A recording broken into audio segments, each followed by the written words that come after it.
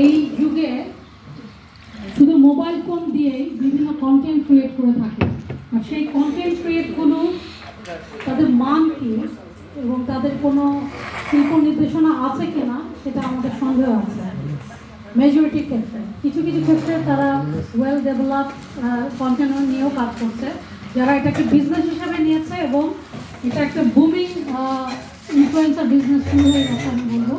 But তারপরেও আমাদের ঢাকার বাইরে যেই প্রত্যন্ত অঞ্চলে যেই শিশু কিশোররা আছেন, স্পেশালি এবং 13-14 বছর বয়সে, তারা কিভাবে এই কালচারটাকে তাদের without any making sense, without any art sense, তারা এটাকে রপ্ত করেছে জাস্ট বিকজ অফ এই বিশ্বায়নের যুগে এটা ওপেন হয়ে গেছে ইন্টারনেটে। তো আমাদের ব্রেনস্টর্মিং করা দরকার বেসিক্যালি আমাদের নেক্সট যে জেনারেশন আলফা, যাদের জন্য আমরা ফিল্ম বানাবো, সেই আলফা জেনারেশনের জন্য আমরা কী রেখে যাচ্ছি। এবং এখন জেন জি লিড দিচ্ছে, এই পরবর্তী জেনারেশন আলফা লিড দিবে এই ভবিষ্যতের চলচ্চিত্রে। তো মেজরিটি যেহেতু আমরা জানি যে তারা মোবাইল ফোন বা ট্যাবের স্ক্রিন থেকে তারা মুখ তুলতে পারছে না, তারা অনেক অনেক দূরে ফিল্মের হলগুলো থেকে, সিনেমা হলগুলো থেকে আমরা তাদেরকে হলে ফিরিয়ে নিয়ে আসার জন্যই আমরা কী ধরনের চলচ্চিত্র নির্মাণ করতে পারি, এবং সেই জন্য নারীদের আমরা উদ্বুদ্ধ করতে চাই বিভিন্ন ট্রেনিংয়ের মাধ্যমে, ওয়ার্কশপের মাধ্যমে, যাতে তারা জানে story to script to screenplay to storyboard, তারা কীভাবে এটা লিখতে হয় সেটার কর্মশালা আমরা আয়োজন করব এই 64টি জেলায়। একটা প্রোডাকশন ডিজাইনে যে কী পরিমাণ তার লোকবল লাগে এটা আমরা কখনো গুনে দেখিনি। হ্যাঁ, এটা 1940s-এর একটি এক্সাম্পল, প্রোডাকশন অপারেটিভ। তো একজন ডিরেক্টরের আন্ডারে কতজন মেম্বার থাকেন এবং তাদের নিচে যে আরও যারা স্পেশালি সেট ডিজাইন নিয়ে আছেন, সেট কনস্ট্রাকশনে আছেন, সেট পেইন্টিংয়ে আছেন, ডেকোরেশনে আছেন, স্পেশাল এফেক্টসে আছেন, কত কত শত মানুষ ইনভলভ থাকে একটা ফিল্মে। তো এই মেকিং প্রসেসের মধ্যে দিয়ে আমাদের নারী বান্ধব এবং পরিবেশ বান্ধব প্রোডাকশন যাতে আসে, আমরা সেই বিষয়েও আমরা ট্রেনিং দিয়ে থাকবো। আমাদের দেশে এখন কস্টিউম ডিজাইনে আপনার শিক্ষিত এবং স্কিল কস্টিউম ডিজাইনার রয়েছে। আমার সুযোগ হয়েছে দুজনের সাথে সরাসরি করা। কস্টিউমের দিক থেকে আমরা অনেক অনেক ডেভেলপ করেছি আমি বলবো।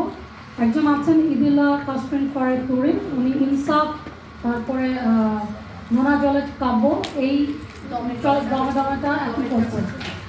আর আরেকজন আছেন সাইমন জাহান দোলা, উনি রিসেন্টলি যেটা হয়ে গেল এই বছর কাজের রেখা, সেটা উনি করেছেন। আরেকজন আছেন 49-52-এর আর্ট ডিরেক্টর ফায়জা আহমেদ, উনি নিজেও একজন ফ্যাশন ডিজাইনার। তো প্রত্যেকে সুচিন্তিতভাবে পোশাক পরিকল্পনা, এটা একটি দারুণ আমি বলবো মোড় এনে দিয়েছে আমাদের বাংলাদেশের চলচ্চিত্রে। এবং এই কস্টিউম ডিজাইনাররা বেশিরভাগই নারী।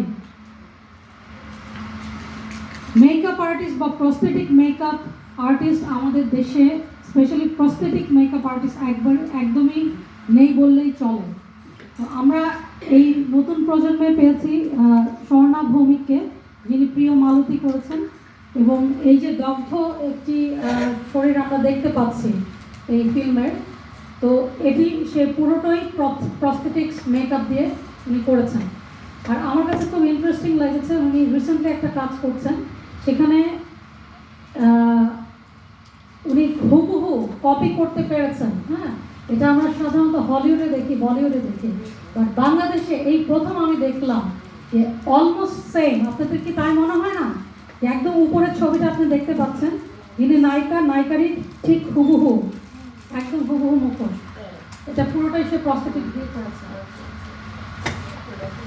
আমাদের সিনেমাটোগ্রাফার দিকটা আমি বলবো কিছুটা এগিয়ে, মানে নারী নির্মাতার চাইতে আপনার সিনেমাটোগ্রাফিতে। কারণ আমি জানি যে ইভেন আমাদের নার্গিস আপা, উনিও সিনেমাটোগ্রাফিতে উনি ওনার ট্রেনিং আছেন, ওনার কোর্স আছেন, এটা উনিও বলেছেন আমাদের ওনার কী কী জিনিস উনি ফেস করেছিলেন একজন নারী নির্মাতা হিসাবে। এখানে একজন ইয়াং আর্টিস্ট সিনেমাটোগ্রাফার আছেন যিনি আমেরিকার আপনার AFI ইনস্টিটিউটে উনি চান্স পেয়েছেন এবং উনি একমাত্র বাংলাদেশে আমি যতটুকু জানি, হ্যাঁ, উপরের একদম উপরের ছবিটা।